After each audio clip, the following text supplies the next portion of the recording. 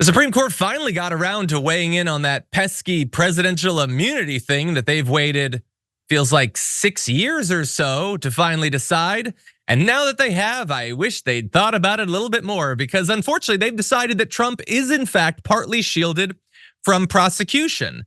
And what I love about that headline is it's honest, at least in part, because you could theoretically have written a headline that says Supreme Court says United States president is partly shielded from prosecution, but I don't think in practice that's how it's going to work. I think this is for Trump, which is nice for him. He's never been given anything in his life. And so being able to be king is a nice little treat for his golden years. In any event, writing for the majority, John Roberts wrote that Trump is absolutely immune from prosecution for any conduct in the indictment, the January 6th Jack Smith indictment, involving his discussions with Justice Department officials, and in a larger sense, any official act.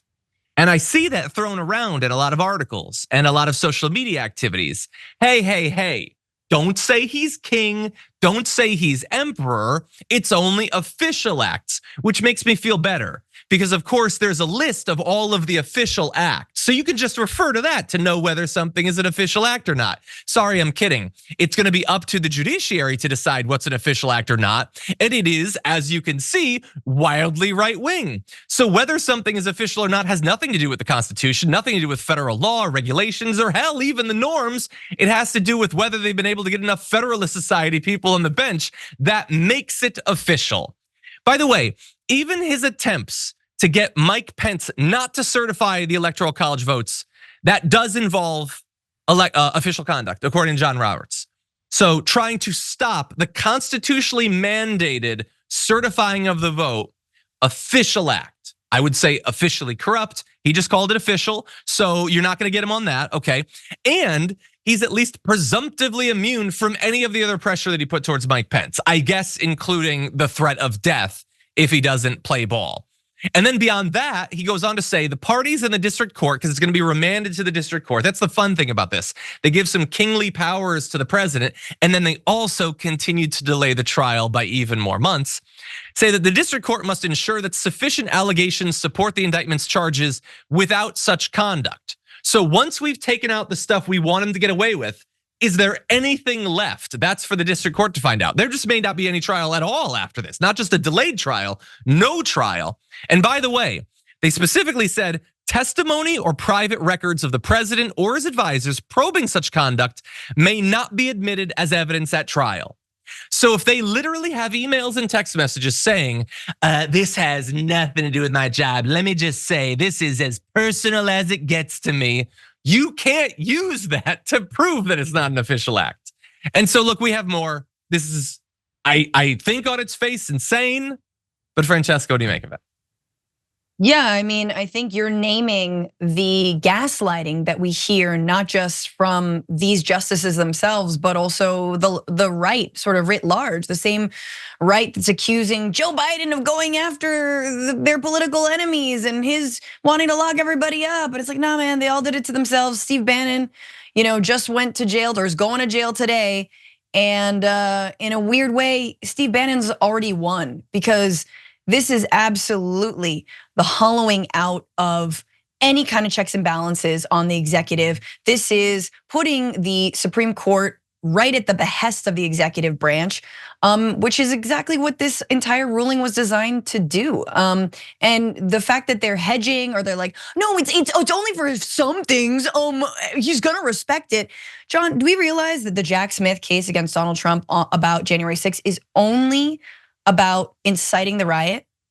It has nothing to do with all of the ways that he actually asked his own cabinet to look into bizarre conspiracy theories having to do with a satellite that was, flipping votes to Biden, called Italy Gate. Like, that he had with sending YouTube videos to officials and being like, you really need to investigate this. That's what they were doing in between the time he lost the election and the time he finally was like, fine, I guess we'll do the riot. The riot was the very last thing, but he was using it in his official capacity, trying to find any loophole that would actually give him the win in 2020.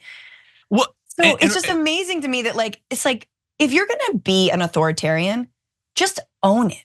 Just own the fact that you're the justice system is yours, the Supreme Court is yours, and this is exactly what you wanted to do. That's what I like about Project 2025, is that they're just sort of open about it. They're not like, only if you're being crazy. It's like, we're not being crazy, we're pointing out what you're doing.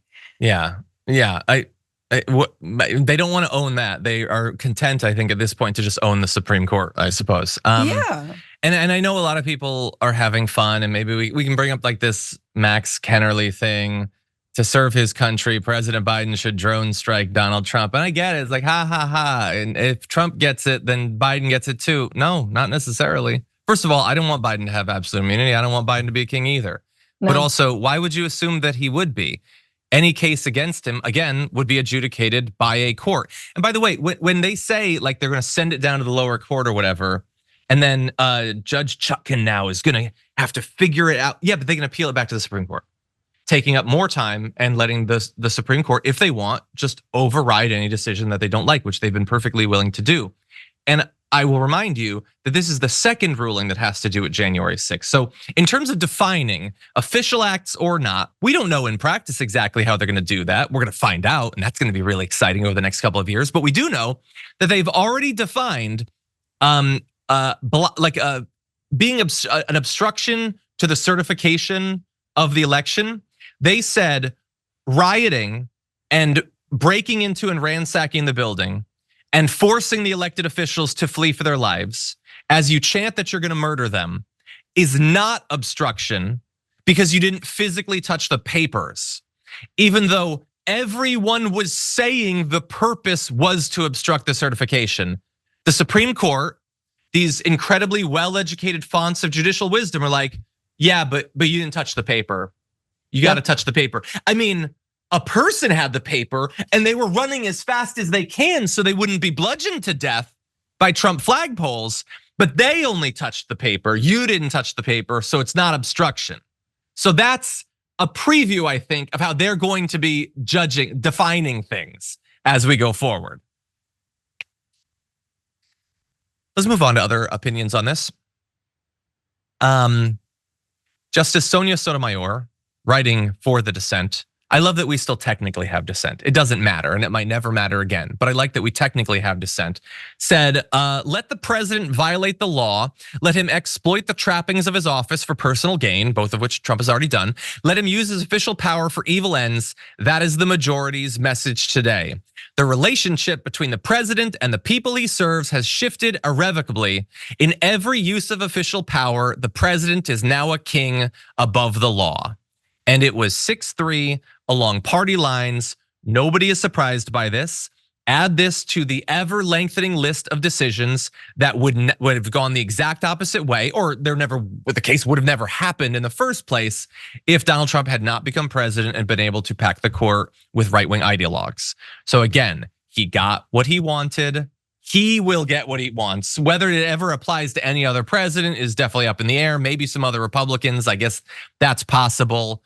And bear in mind too, really fast. I just want to throw out one other thing, because there was another decision that came out, and in following up from the destroying of the Chevron deference doctrine on Friday, they're now saying if anybody wants to challenge federal regulations or whatever, okay, you think that the White House has gone too far or something, there's no statute of limitations on that. You can challenge if it was a year ago, 10 years ago, 50 years ago, or whatever.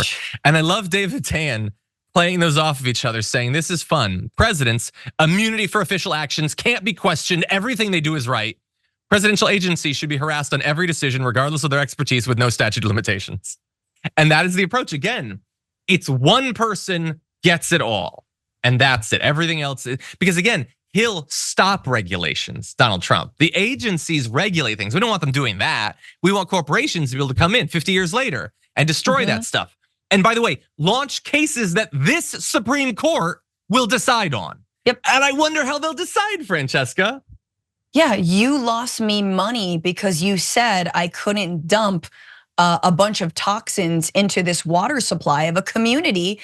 Ergo, I have a case before the Supreme Court for back pay for all the toxic waste that I had to dump in other locations. Like, it's wild.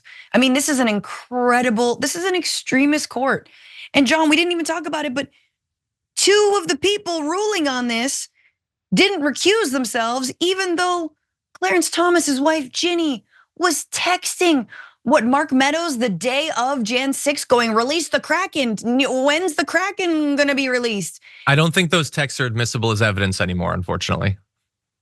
I rescind. I mean, and then you've got, of course, Alito and his wife flying upside down flags and what is it?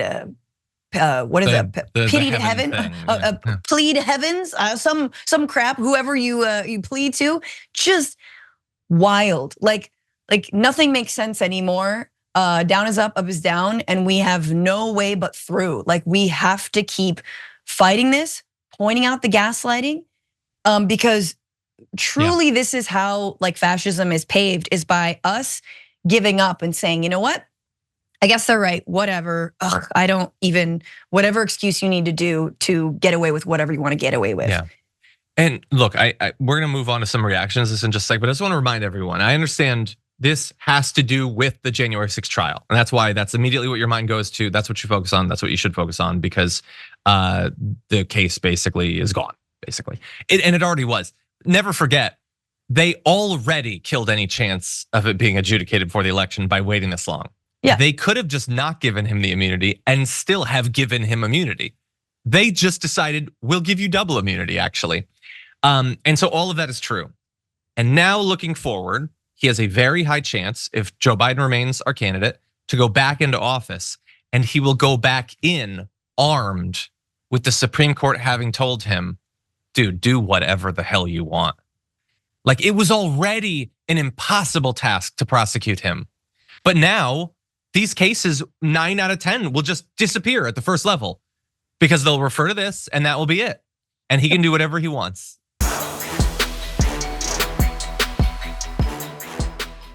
Members make a difference here at TYT. You help make the show happen and we see you in the chat with your loyalty badge. Click the join button to become a member today.